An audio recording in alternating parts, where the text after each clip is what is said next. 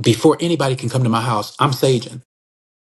I'm praying, I'm walking around the house, I'm going to the corners because I ask God, hey, if anything, and I'm talking about friends, anything, anybody, I'm saging my house before anybody can do anything or come into my place because I'm asking God to protect this space because what He's created for me in this moment, in this joy, in this peace, that they cannot come into this home unless they're on the same frequency. And a lot of times that causes you to be alone. And guess what you do when you're alone? Explore your damn self. But anyway. What's up, everybody? You've tuned in to Just Drawz, the podcast that explores hot topics and various experiences among same-gender loving Black men. In each episode, we offer raw, vulnerable, and stripped-down perspectives to give voice to our frequently overlooked population. Here, we don't just scratch the surface, we dive deep, peeling back the layers of our experiences as well as heteronormative stereotypes. Let's get into this week's episode.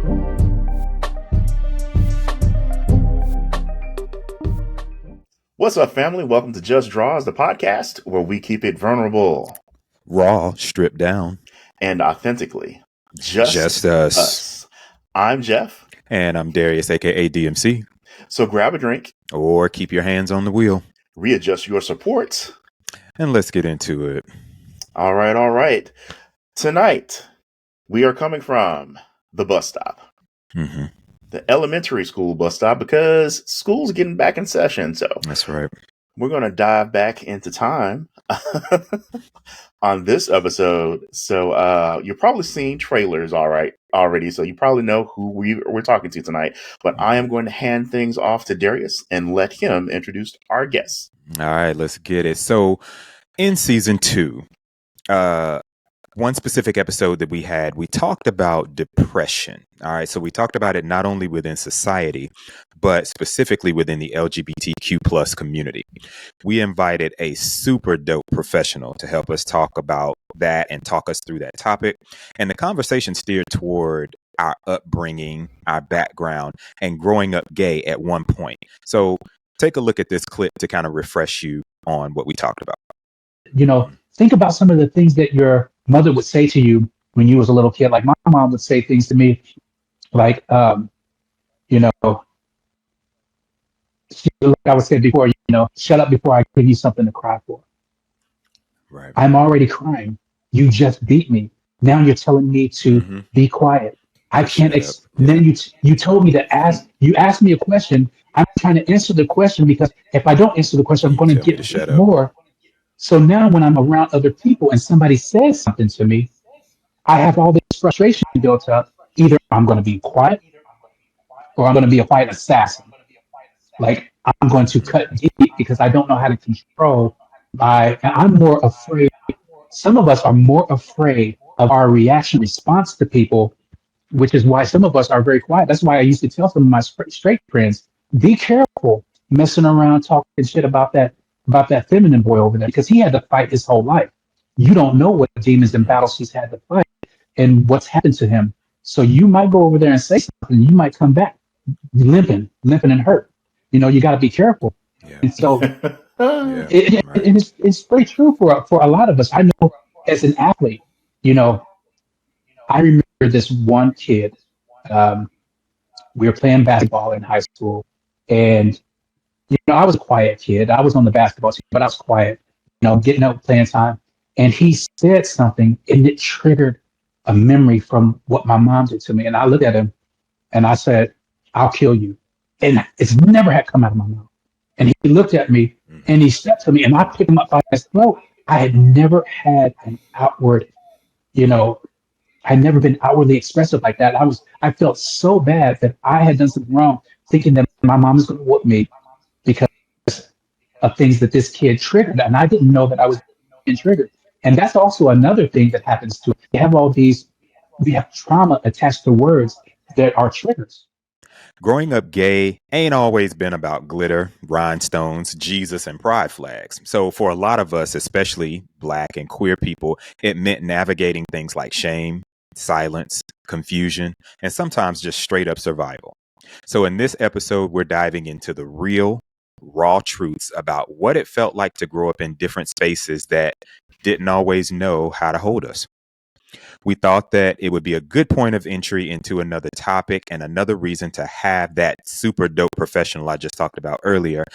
So, back by popular request, not demand, but request, is Mr. DeMarco Majors. So, thank you for coming back and joining us on Just Drawz. Welcome back. Hey, thank you so much for having me. Thank you so much for having me. It's today's topic is it's a doozy, as they used to say.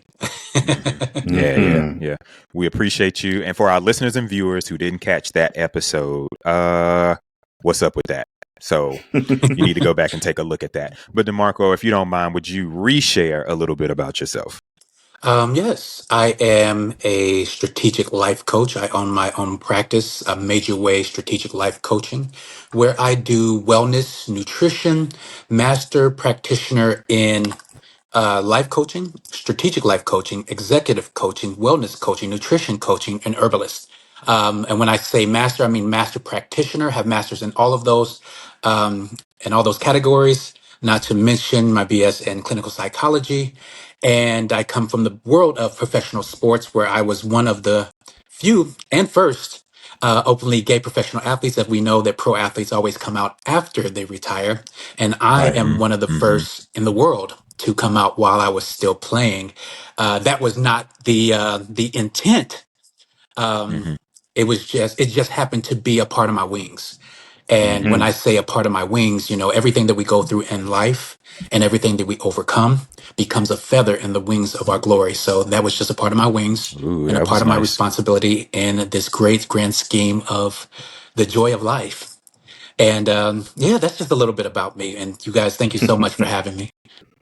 All right. Dope. Yeah, again, we thank Thanks you for being here. for being here. Yeah. So this conversation, just like all our others, is going to be from our experiences. So we hope that some of it will resonate with you and that you will definitely want to talk back to us in the comments with this specific episodes about whatever your experiences were. So again, grab a seat, get comfortable, and let's talk about what it means to grow up gay and grow into your own power. So with that, let's get into it. So let's talk about the early awareness, or our early days, gay, the early years. All right. So this is for, both of you. When The did origin stories. The origin stories. All right. The Exodus. All right. So when did you first become aware of your sexuality, and how did that awareness show up in like your day-to-day life growing up? So either one of y'all can start. Jeff, do you want to start, or y'all want me to dive in? I'm going to let you, the guest, start this one off.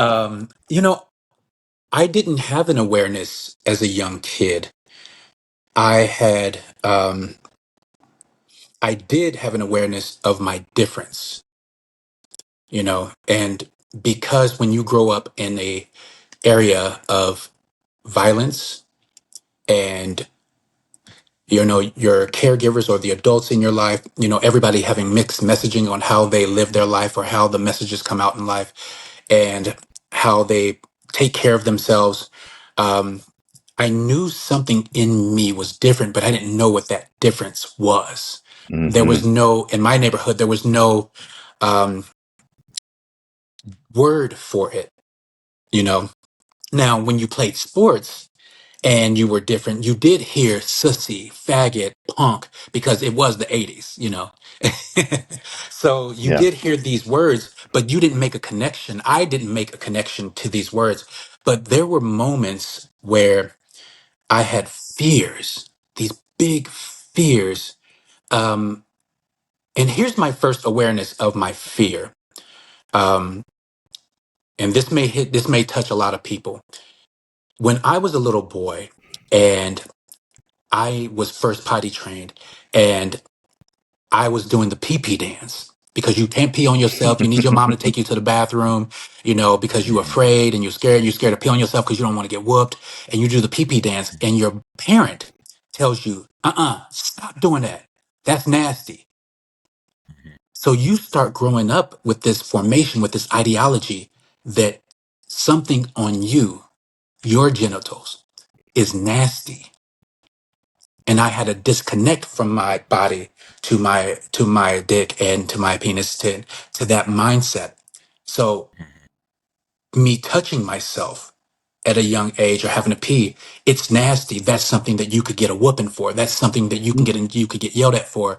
So if you did that, because as a young boy, I did everything to be to be so invisible because I didn't want to be yelled at. I didn't want to be screamed at. So in that invisibility started coming these odd things where I became timid. I started to shrink. Anytime I was in an area where, I was put in the YMCA and in the locker room with men who are naked, because just old white men would just walk around butt ass naked anywhere.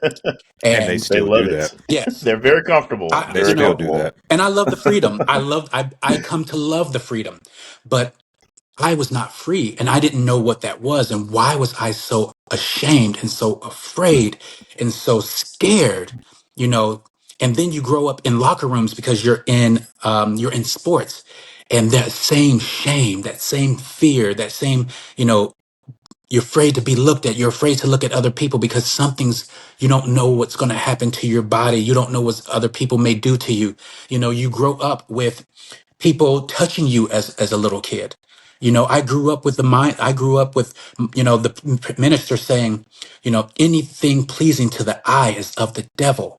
And then you're at Hmm. church with your mom and older women are coming up to your mom and saying, oh, your son is so handsome. And you're thinking, I must be evil. There's something wrong with me. So now I have the mindset that I must be evil. Something's wrong with me. Now, if I touch myself because I have to pee, and if I pee on myself, I'm gonna get a beating. But now, if I touch myself, I'm nasty. So I have all these mixed messages going on within me, and not to mention, um, and I'll stop being long-winded. Not to mention, you have to learn at a certain age your pathology, the ingredients to your pathology. And what I mean by your ingredients of your pathology is you have to sit down with your parent or your caregiver or those who are older than you and say, what was my mom going through when she was pregnant with me? Because remember, everything in the brain is chemical. Nothing is visual until you attach an emotion to it. And the chemical reactions and responses that my mother had and those emotions that she had attached to those chemicals were fed through the umbilical cord into me. It's not just the food that they eat, it is what's going on with them mentally that is also fed through the umbilical cord. So you grow up with this inheritance that is not the inheritance that God talks about in scripture and in spirituality. It's an inheritance of fear because she's a young black woman with a high school diploma in the 80s, during the crack era, during the AIDS epidemic, during poverty in Indiana with racism. And so all of this is going on while she's pregnant at 18 years old with a boy, Mhm. and she's not with the father. And so the fear, the depression, the anxiety, the I must have messed my life up, all of that in me, and then I'm birthed. And then what I visually start to attach to things because I already have these patterns and these habits that are already in me. So I didn't have an awareness of sexuality itself. I had awareness of these fears, these anxieties, these pressures, all these different things that we go through that we don't realize become a part of what we steer away because we know that we're different, because we see somebody in the locker room and we don't know why we're staring at this person a little longer. We don't know why we walk away from, when prom comes around and we're scared to talk to somebody, because of whatever reason. So the awareness to sexuality wasn't there, but the identity of attraction may have been there, but I just wasn't Mhm. quite aware of it yet because I was so afraid of being beat. I was so afraid of, you know, where is our next meal going to come from? Is my sister's going to be able to eat tonight? So I Mm. have to make sure that I don't eat a lot of the chips that we have so that my siblings could eat. And then go to school and you have school lunch and you kind of try to hide little things in your backpack so that you could take it home so that you know that your sisters have something and you don't eat for days. So sexuality wasn't on my mind. Mhm. Survival was. Mhm. And then once you started come into your own later, that's when it happens. But yeah, man. I know that's a very, very, very long-winded answer, but those were I had to share what the ingredients of bipathology Oh yeah, was to get there. yeah. Well, they don't mind long-winded men, so. Okay, yeah, that's right. The longer the better. They don't like minute men. So yeah. Nothing wrong with that. Thanks for sharing that aspect of your experience. So I'm going to jump in here because you said something that sparked something with me. Because when I was thinking about this, looking over the talking points, I had something similar, which basically was I didn't have the vocabulary to kind of put what it was when I was a kid. So let's dial back into, second grade, third grade, first grade, around that time, elementary school. And you kind of like, for me, my situation was I knew I liked this guy, um, this kid, this other boy. Couldn't put my finger on it, just knew that, I like hanging around him. This is not something that was like, this is my best friend.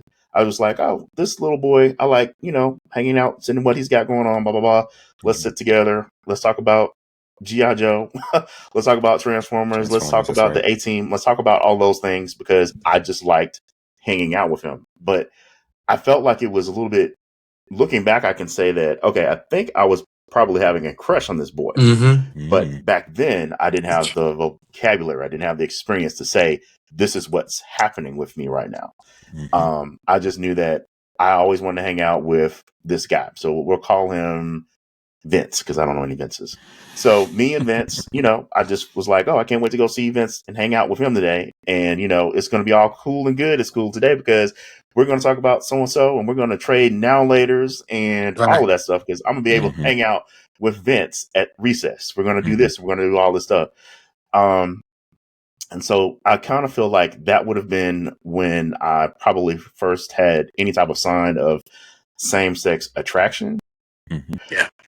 But not in a way that I would say that it had anything to do with sexuality, because like what you were saying earlier, DeMarco, about doing the potty dance and whatnot, you think that, hey, that's kind of just like a little innocent thing. It's not attached to sex at all. You have to use your penis to pee, but urination is not sexual. Well, it can be. Now it can. Yeah. Right. But Depending in on this which ego you case, go to. Yeah. right. Okay. In that case, it wasn't. I mean, that clearly would have been the furthest from your mind during that time in that age period. Right. So it's kind of what you said also too, like associating or getting the association of shame with that and attaching that to shame, or even like you said in the locker room, like, I'm a nudist. I do nude things. I socialize nude. And we've talked about that to death on this podcast. So I'm at a point where seeing white naked men in the locker room isn't a big deal to me because I've gotten used to it. But I'm not a never nude when I'm at the locker room. But I'm also not a person that would be blatantly nude in the locker room just to be nude, just to be like, hey, look at what I got. Look at my goods. That's not me. But there are some people that are like that. But, I'm saying that to establish that, being nude, being naked is just a thing. We all have to be naked at some point. If that's to go use the restroom, go to the doctor. And it's a shame that we put these things and implant them early in to kids to let them know or let them think that, hey, being naked is bad. Or touching yourself to go to the bathroom is bad. Those things aren't bad in and of themselves. It's the how are you touching yourself that makes it bad. How are you being naked? Are you being naked and lewd? Or are you just being naked because you need to be naked to perform this function where you need to be naked to do that function? So So for me, I was a late bloomer. And so I didn't become aware of my homosexuality until a lot later in life. I was in my 30s when that happened. I've talked about this on the podcast as well. I was in my 30s when I really started to become aware that I was attracted to same sex. I think that there were probably some signs early on that I might have potentially had an attraction, but for me, those signs didn't equate to me being attracted to same sex. So when I was young, I used to enjoy watching bodybuilding competitions on ESPN. ESPN. Yeah, okay. Because Lee Haney and Ronnie Coleman and all of them. Yeah, like I was like, okay, I'd like to have a body like that. And so I think a lot of my thought around looking at same sex that way was aspirational. It wasn't something that I was like, oh, I'd like to lay up with them or I'd like to see them naked or anything like that. It was, okay, I'd like to look like that.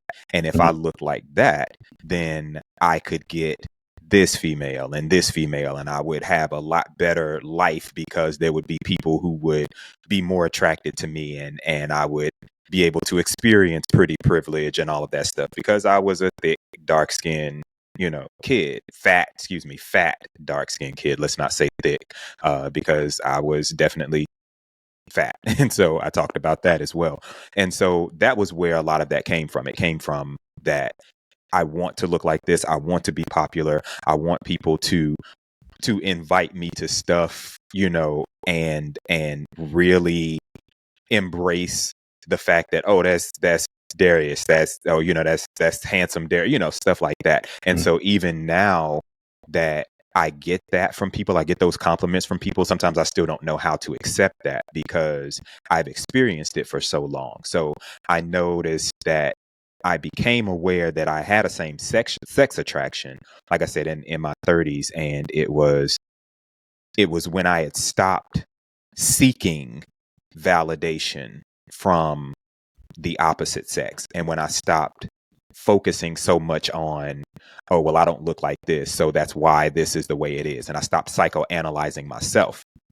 And so once I did that and I actually just kind of was like, you know what, I'm just going to relax in this, is when I started to notice guys and I would go, okay, this person's attractive. I always had the ability to say that and not think anything of it. Like, oh, this person is attractive, and not go, this is attractive as in like, I want to sleep with you attractive, but no, this is just an attractive guy. He's a handsome guy, and just move on with life. But then it became, okay, that's an attractive guy. Okay, that's a really attractive guy. And the same kind of butterflies that you feel in the pit of your stomach when you see someone that you're attracted to, especially like for me, it was females. I started feeling those and I'm going, okay, what the fuck is this? Like what's happening here? And so I dialed back and began to focus and go, okay, let me see what's really going on here with that. And so then I began to lean into it and I learned more about it and researched and, all of that good stuff. And so that was when I became a little bit more aware of it and I really started to lean into it a little bit more. We were talking a little bit about, we're talking about growing up, period. But like for you two specifically, since you kind of realized a little bit earlier than I did about your same-sex attraction, or at least was able to acknowledge that might have existed, did you have any like role models or anything in any people that were in the queer space that you might have looked up to or looked to? For me, I'll say that did not exist. There was no queer role model because I would not have had anyone to, identify or associate that with, because I didn't, again, have the language to express what I was feeling at the time. So could I say that, oh, that guy right there is a little bit weird, but I can't really say what it is? I could say that, I could be like, but as far as like a black guy, no, did not exist. Okay. Yeah. I didn't have role models in the sense of I want to be like this person because they're queer. I had people that I wanted to be like because their intelligence level was. Growing up in Indiana, you get called stupid nigger a lot when you grow up in the early 80s. You get called stupid in your own in your home, and some choice words. So growing up with that, I didn't want to be like anybody that I had been my caregivers or the adults in my life. I wanted to be like some of the people that I heard that were these technical people with the definitions and all these other things, and they had high IQ, and people just listened to them, and because I was taught to shrink so much that I didn't have a voice. And I hated my own voice. I hated my name. I was yelled at so much that anytime someone said my name, immediate rush of pressure, anxiety, stress, and fear came over me. So I grew up hating my name, hating the I remember very you talking about idea. that. So going to this church out in California, here in California, in the Bay Area, I met this older black guy, and he was the minister, and his intelligence level was so provocative to me. You know, he wasn't an attractive man or anything like that. No, none of that. But the seductiveness of his wordplay and his understanding of the definitions, Hebrew, Latin, and Greek, that was so provocative to me. Hmm. And so I think that, and sometimes we don't realize that there is a wordplay manipulation that goes on with impressionable kids that Mhm. people will use towards us that makes us feel attracted to them, but not in the sense that Mhm. it's sexual, in the sense that I'm attracted to this person because there's some part of me that I never got that wants to be like that. Okay. So that's kind of what I had. But later in life, you know, I started to study, and I started to figure out, you know, in this space. And I honestly believe that because there were no role models at that time, that I was led to be a part of that group. Okay. You know, I ended up meeting people like your Keith Boykins and your Nathan Hale Mhm. Williams and your Rodney Chesters Mhm. and your James Earl Hardys, Mhm. you know, Maurice Jamal. You know, you start meeting these people who tell you, man, I was listening to you. I'm like, no, I was listening to you, you know, and you know, we watch, you know, in the Bay Area, we didn't have many black men who were in the queer spaces except for Joe Hawkins. And then we had, you know, in the gay basketball, we had like Mark Johnson and Daryl and a few others that were older that were, you know, VPs in their jobs, and then come out and play basketball, drank with us, show us what the community was like. And even though they weren't my role models, they were like uncles, they were like older brothers. They were people that, you know, I've watched some of these young kids today where the older men in the community, because we lost a generation, sexualized these young men. Mhm. But these guys actually pulled us in under their wing and said, hey, let's go play ball. Hey, let's go to have dinner. You know, they went to college. They were college educated. They had amazing jobs. They were making over six figures, you know, back in 2000. You know, they were people that you could Hmm. actually look at and go, oh, this is how you do it. So I don't have to just wear a wife beater and blue jeans and go to the next white club. Oh, we can go to the Pendulum where all the black people are at. And there were black affluent people in there dancing, having fun, being free, enjoying themselves. And then you had your sprinkle white guys, Latino guys, and Filipinos. And we had one space for us. And Hmm. Mhm. then everybody went home. They made sure that you got home, and you didn't hear from them until next Sunday. So that's when role models or people you looked up to started to come into play for me. Mhm. Yeah, I had, again, coming into the community and my awareness later, my role models tended to be my peers, you know, because my peers are people who had been in the game and the community a lot longer than I had. And so I took a lot of my social cues and my LGBTQ cues, you know, from them because, again, they had experienced some things that I hadn't yet. And so, like, you know, meeting people like Jeff, you know, I was like, okay, I want to see how he moves and how he navigates in this space. And, you know, other people that I have met. And now since then, I have met a lot of the people that you mentioned earlier, DeMarco, a lot of those names. And there's a couple of others that it completely escaped me right now. Like as you were rolling them off, I was like, okay, wait, there's somebody I can add to that. And I can't think of them at all right now. But that's a sign of age. So, but yeah, I look to again my peers to kind of give me some of those social cues there to help me navigate how I should function, how I should move, all of that. And I'm still learning. I'm definitely still learning there. Did any of you or either of you feel like you had to perform masculinity? Because we had a whole episode that's probably our top viewed episode so far about performative masculinity. And did you feel like you had to perform masculinity in order to survive? So DeMarco, you kind of talked a little bit around that, especially within sports. But either of you have to feel like that or feel like that? Just to kind of go back, I don't feel like I had to do that. It was basically just kind of like, I never felt like I had to go above and beyond, who I am. But I didn't necessarily, aspects of my personality and mannerisms that I felt were gay, I made sure that I toned that down. So I don't think that I necessarily projected a person that I'm not. I just kind of like did not, I was very aware of how I moved, I guess. Because I think I always kind of thought of myself as, just a regular plain, I identified more so as a geek person, as a nerd, more so than a gay person.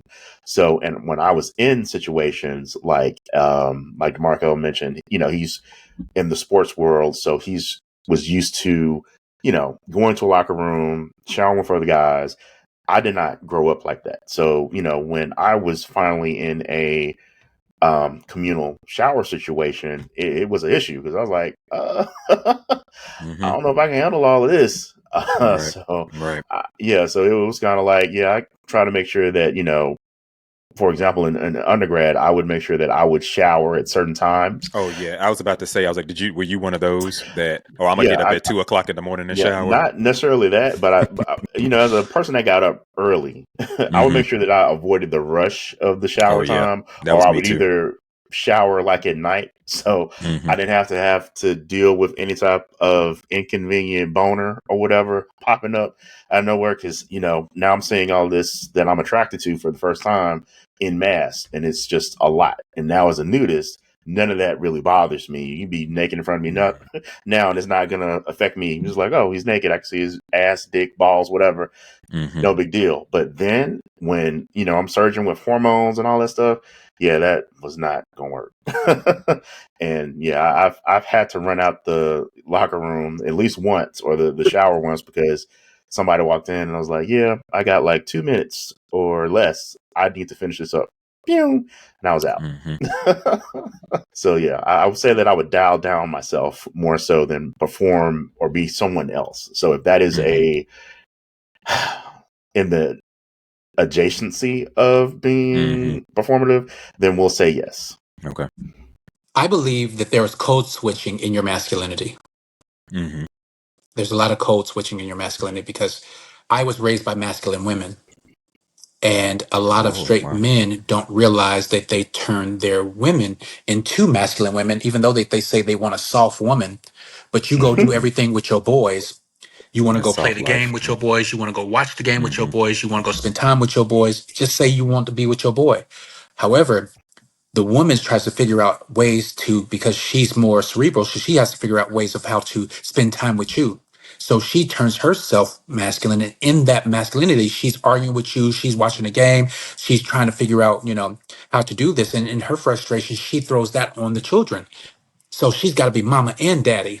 And so I was raised by masculine women, and the men that I watched, it just really wasn't, the healthiest environment. It wasn't, and I'm not looking for the healthy environment, but it wasn't the healthiest environment to watch examples. So for me personally, the locker rooms weren't hyper masculine. That's where you laughed with your friends. That's where you got dressed. That's where you tried to hide your fears. You listened to your coach. You were a family. And that's the only place that I had family like that in my Mm. head, even though you got your Mm-hmm. cousins and all that stuff that always take care of you. But as you grow up, you know, I wasn't masculine or feminine. I was just always this. This is what I always was. And Mm. there were only moments where I had to give a certain look to walk down the street so that I couldn't look at anybody, because if I looked at you, then you might sense that I don't want to fight. But if I keep this look on my face, you're not Mm-hmm. going to bother me.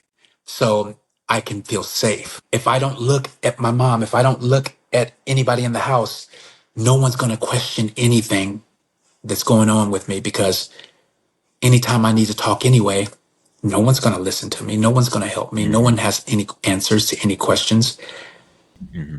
So it wasn't that I was masculine or feminine. It was just the very fact that I had to code switch in moments for survival. Mm-hmm. And in those moments,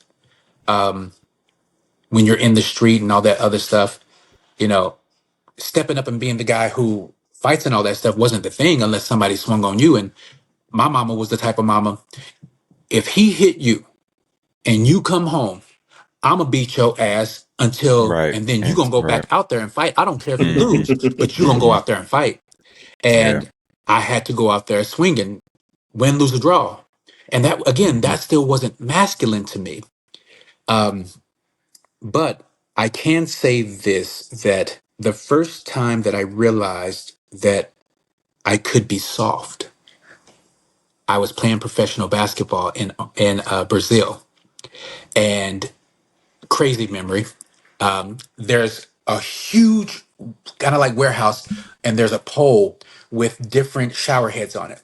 So you're Mm-hmm. standing there amongst all the other Brazilians after your basketball game, and they want to talk to you about, the game, because, you're the standout player and you're the one dunking and all these other things. And they appeared masculine, but they were so soft in how they approached me, because they really wanted to know, and they're naked and everything is amazing on them. But they were just soft in their nature. And I was allowed to be the same thing without fear and without my body reacting like that. So that was the first time Mm. that softness was able to be actualized, and my body was able to respond, because, when you're in hyper masculine spaces and you have to watch porn with your boys and all this other stuff when you're growing up, you have to show that you're into this. Mm-hmm. You have to show that this sounds like this. So that code switch jumps on. But yeah, in Brazil, I got to beat that soft spot part, because I got to watch these guys, hey, how did you do that? How did you learn how to do that? And they're washing up and touching themselves and all these other things, and nothing mattered. It wasn't about Yeah. being masculine. It wasn't about being feminine. It was just the softness of, like, hey, I just want to know, like, can you even teach me? And then there was even moments where they're looking at you, and I could have, had I known now and had that back then, it would have been a whole different experience. But Mm-hmm. because that Because I was locker gonna room, ask, that locker room was did your popping. body ever react? My body never reacted, because I was in such control um, in those times around people, because I didn't Mm-hmm. have a connection to my body because of what happened to me as a kid. I did not Mm-hmm. masturbate growing up. I did not have sex. I did not date girls. I did not do any of those things growing up. It was not until 24 that I seen my first porn, that I masturbated for the first time, that I would say for like second or third time. Um, it wasn't until 24 that I had sex for the first time, and it took me 6 months. It took me literally 6 months to have met someone, and I would go to the same club with my cousin every Wednesday in San Jose and stand in the same spot. So this one Latino guy would just walk by me and smile at me and say hi. If I missed that Wednesday, something in me would just erupt. Like, I had to be there, because that one high fulfilled me. And then it turned into conversation, and then it turned into, the excitement. So, and then I also think that masculinity also kind of got thrusted on me, being in the community and being an athlete and being a person that people thought was attractive, and you have the body and all these other things. And the Bay Area is different from a New York. It's different from a down south. There was no connection to girl this and hey and all that other stuff until now. So when you walk around, people think that you're a top. I didn't know what a top was until I was 31. Okay. That's what I was doing, but I didn't know that that's what it was called. I didn't know That's what it's men called. douched. I didn't know all these things. Masculinity was thrown on me because I didn't know that there was a sexualization and a fetishizing thrown on top of it. Mm-hmm. Yeah, it's interesting how, you mentioned how when you were in Brazil and how that was no big deal because, how the American version and the American Black African American version of masculinity is so different, and it's so charged. It really is hyper masculinity here versus other countries where men are allowed to be a little bit more softer. They can engage with each other a little bit more than what we do here. Like in other countries, men holding hands is not a big deal. Men can, lay on top of each other, as far as like my friend is just taking a nap on me while I read the book at the train station. Whereas in America, you do that. Oh, look at them fags. Oh, they no gay. homo. We gotta, add a disclaimer to every little thing, because American men are not allowed or don't allow themselves to have that gentleness, to have that softer side, and to be able to express that. And then, as you mentioned, if you're in the shower, you're naked, you don't have any clothes on, that's very vulnerable. And so, that's at a point where, like you said, Darius asked, did anything happen? Did you masked up? Okay. And if that's not something that you're used to, and, they're probably like, oh, we do this all the time. I've always, showered around other guys. I've got brothers. I got this, that, and the other. It's no big deal. And I'm not gay. And I don't care about these things. So I'm not turned on, or there's no sexual response for me out of this, because I'm used to this, because it's always been that way, because our culture does not do this, versus American culture, versus American Christianity, shames nudity and everything. And then we get surprised when we tell kids to don't do this, don't do that. And then when they get out into the world and they get exposed to more things, and everything is just like, don't do this, don't do that. It's shameful, or people just wild out because the preacher's kids. That's right. Ooh, good God. Let it go. Let it go. You got to let it go. A PK will let you have it. Right. And I became one. Yeah, and I became one later in life. So yeah, it's a little crazy. There was this switch that flicks on, and you're like, ooh, okay. The floodgates are open. That's not the doors of the church, the floodgates. Well, the doors of the church and the floodgates, yeah. It's crazy. It's crazy when afraid of some things. It's crazy when you grow up as a teenager in the church, in the years that your body is learning how to handle all that's going on in it, and nobody teaches you, nobody talks to you, nobody tells you what's going on with your body. The first time you have nocturnal emission and you don't know what the fuck it is, and you're out there scared, and you got people telling you, if you touch yourself, you're going to hell, and you just all these crazy things. And then you get in your 20s and you do one of those crazy things, and you're like, that was fun. Wait a minute. Talking about, ooh. Wait a minute. There's no lightning striking me down. I'm not going to hell. Hell didn't open up. The devil didn't come out. But what we do not realize is that the chemical components of our brain, the way they respond, the way they react, start a new pattern. And that takes us away from our innocence. And I don't believe that they really knew how to speak to us, except for the ways that were spoken to them, the ways that it was handed down to them from even from slavery. Being nude, you had to stand naked because that was a part of them choosing who you wanted, who they were going to breed. So us covering up in the 30s, 40s, and 50s and wearing suits and all that stuff, making sure we weren't, looked at and viewed a certain way, to now coming to today where it's less clothing and we're viewed a certain way. So it's so many mixed messages. And when you start to realize oh, I'm not going to go to hell for this, or I can do this, or this was just something that it was manipulation. So, And control. yeah, Yeah. it was all programming. And when you realize that, wait a minute, you told me the story about Adam and Eve, but they didn't put no clothes on until they were manipulated. But you've been manipulating me my whole life into shame. So you mean to tell me that it is actually okay for me to be naked, for me to be, close to my body? What do you think Adam did when he was in the garden by himself, roaming around, if you believe that that story is true, roaming around with the other animals, watching what the other animals did, looking into the lake and seeing his full body because there was no language. He explored, he touched, he did all these different things. So you mean to tell me that that wasn't natural, but then all of a sudden it's unnatural? No, what's unnatural is the fact that you don't want a connection to your body when God made our bodies perfect. It says it's made them perfect in his image. So we should be able to be perfectly perfect in our exploration of who we are as we are. And to use your body in ways that allow you to connect with people and to connect with yourself, but also understand that energy never dies, it transfers. Right. So you do have to be, make sure that your energy cautious feels, of your energy. yeah, who are you attracting, and how are you attracting them and how are you spending that time with them? Anytime I spend time with anybody, before anybody can come to my house, I'm saging.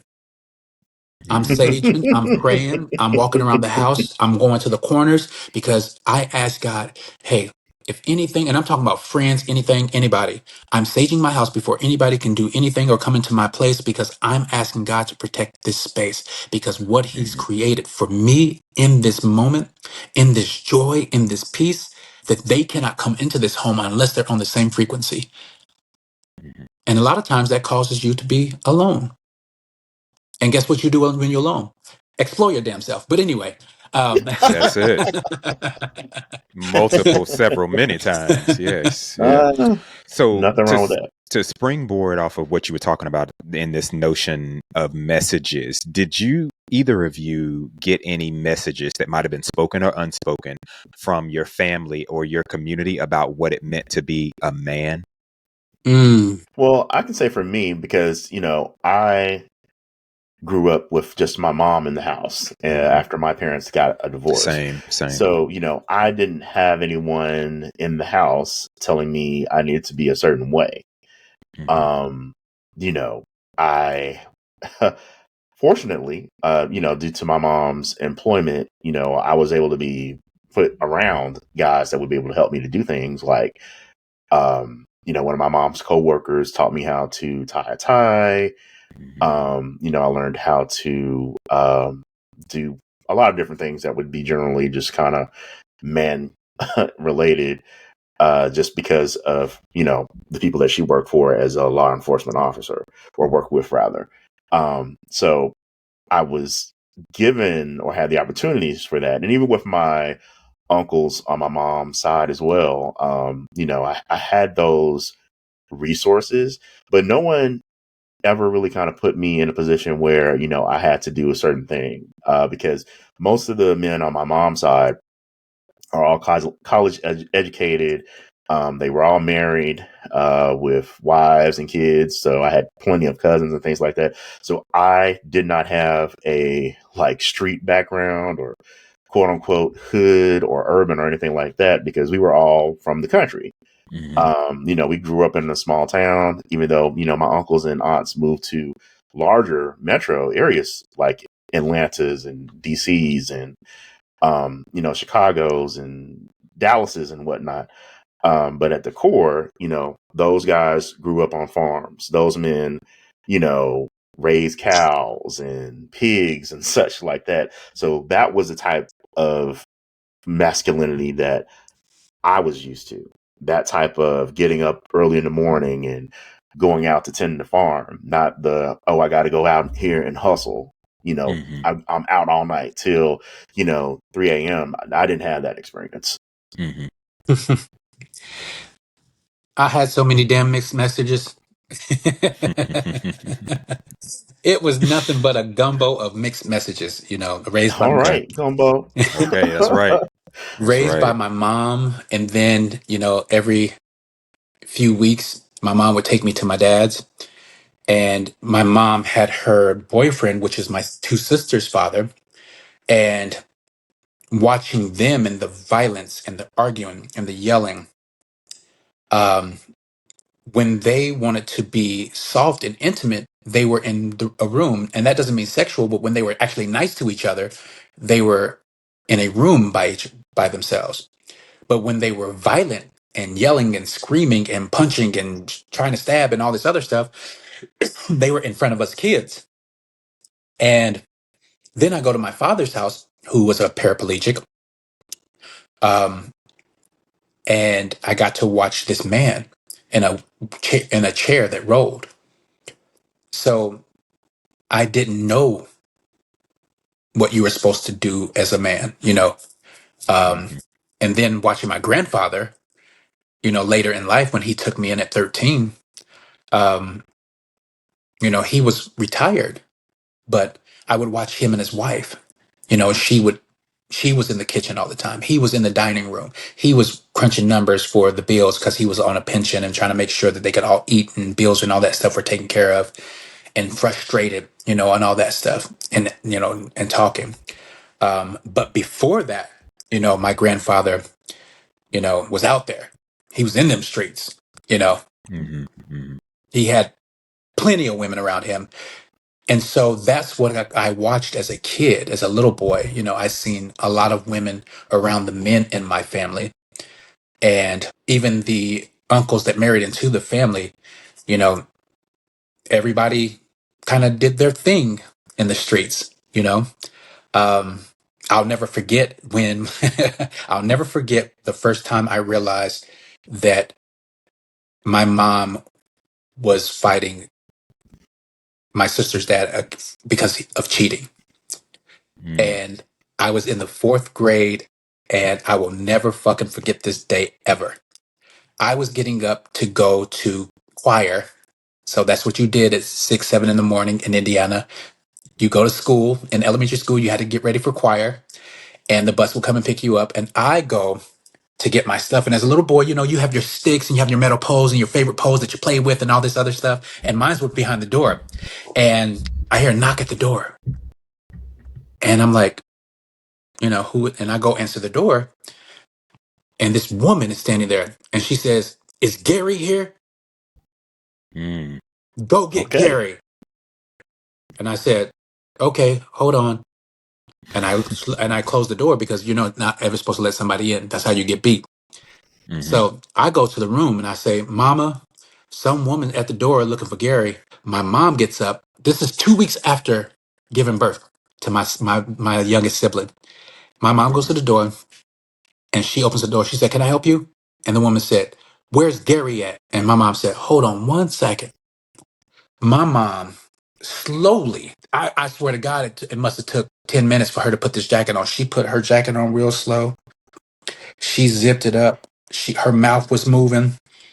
She went behind the door and she grabbed my favorite metal pole. And I was like, "What is she doing?" She opens up the door and all I heard was ping, ping, ping. "Bitch, don't you ever come to ping, ping, ping." And I'm like, and everybody's Wow. outside in my neighborhood because everybody's outside with their kids, getting them ready for choir to get on the school bus. And I mean, everybody's outside. My mom is mollywopping this woman, and she drops the pole, and she's just knocking this woman everywhere. And Gary runs outside and he gets in between my mom and this woman, and my mom grabbed the pole and she hits him in the head. She says she wouldn't be here if it wasn't for you. This ain't her fault. And she started whooping his ass. And I'm standing there and I'm like, I don't want to be like any of these people. Hmm. Hmm. Okay. I don't want a relationship. I don't want, and back then in my head, you were supposed to date a dark skinned woman because light skinned women do this, light skinned women do this. Mm. Mm. And my cousins were dark skinned, so they taught me that ain't nothing pretty and ain't nothing better in the world than a pretty dark girl. So I seen what light skinned girls do. I don't want that. So it's just crazy the things that you grow up with and what you experience. because when you really look back at, again, your pathology, your ingredients, and what the things that shape you, you start to realize the programming, you start to realize the manipulation, you start to realize, you know, what made you shrink, what made you hide. Did this play a role in your attraction? You know, sometimes you have to question, did I go so far that I didn't want it to be around that caused this attraction? Mm. Even though it didn't, it's innate. But you have to question these things to make sure that, am I truly living in my truth? And I answered the question, well, this is not my truth. Me being a man that happens to be gay, number one, I'm a black man, full stop. Mm. Mm-hmm. Number Mm-hmm. two, I'm not a gay man. I'm a same gender loving man. Mm-hmm. Mm-hmm. Let's make sure that we full stop on the loving, because Right. people can't fathom that we love each other unconditionally. And even sometimes we love people within their conditions. So I can love you unconditionally through your conditions. So I Mm-hmm. had to learn who I was first and what is a part of me. And that became part of my truth. So I didn't come out of anything. I invited people into part of my truth every time something was revealed to me. And because I kept asking the tough questions.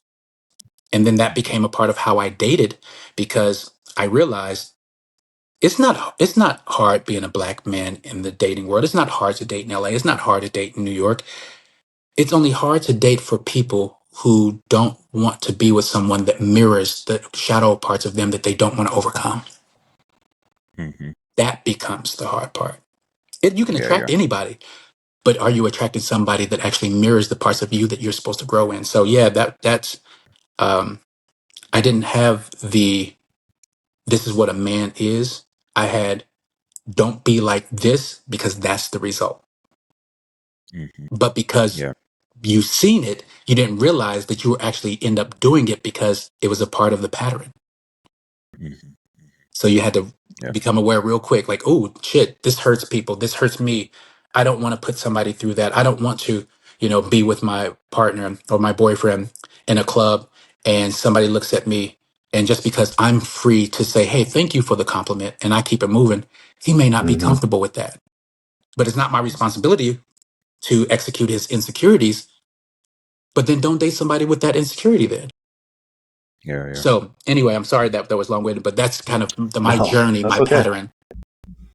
Yeah, I thought it was interesting how you mentioned about the dark skin. Don't date light skinned women because of this, and only date dark skinned women because of that. Because colorism is a really big deal, and it's still kind of It is. not kind of it, but it It still is. Yeah, it raises its definitely is. head Mm-hmm. Yeah. in society today, and it's definitely been something that's has been going on ever since, Mhm. slavery, once we started getting more lighter skinned colors as part of the African American experience, Right. Well, you know what? I think I've even said it with you guys. I understand. And not because I understand it, because I've accepted in my life that I am a light-skinned man. So there is a certain privilege that comes with it. And it's not about being closer proximity to white. It's that Mm. being able to speak a certain way and look a certain way, I can gain the attention faster sometimes than some of my other counterparts, because some people are willing to work with me. And so I make sure that I open those doors to my darker skinned brothers and sisters. Because guess what? Just like August is National Black Business Month.